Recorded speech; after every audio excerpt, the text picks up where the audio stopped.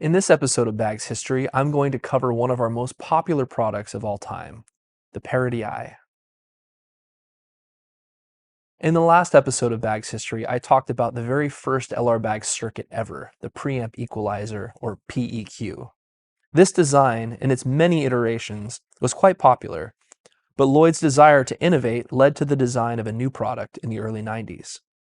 Although it would only be around for a few years, the Paracoustic equalizer was a distinct step forward for the growing company. It featured a 5-band EQ with 2 adjustable mid-controls, high headroom circuitry, and the option to be powered by a single 9-volt battery or phantom power through the balanced 1/4-inch output.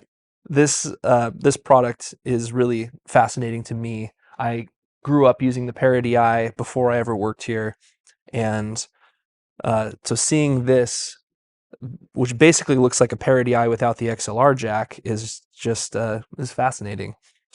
One of the distinct features that I think is interesting about this is we still have the high headroom circuitry, not a gain control. So it's not really optimized for a wide range of pickups. It's just kind of left open-ended so you can plug whatever into it, and you will get some control, but the signal coming into the unit isn't necessarily optimized like it would be in later versions. Less than 2 years after the release of the Paracoustic EQ, Lloyd worked directly with a renowned hi-fi circuit designer named Greg Shug to come up with the Paracoustic DI. The Paracoustic DI, which is more commonly known as the Paradi, was originally released in 1995. It added key features that would make the DI significantly more usable, especially for acoustic musicians. If you look at these two units side by side, some of the differences are pretty obvious. The Paracoustic equalizer obviously not having an XLR jack, where the Paradi does. The Paracoustic DI, instead of having 2 adjustable mid-ranges, has a notch and an adjustable mid-range, as well as an effects loop instead of the tune output that was originally on the Paracoustic EQ. One of the main features that really set the Paradi apart was the adjustable input gain.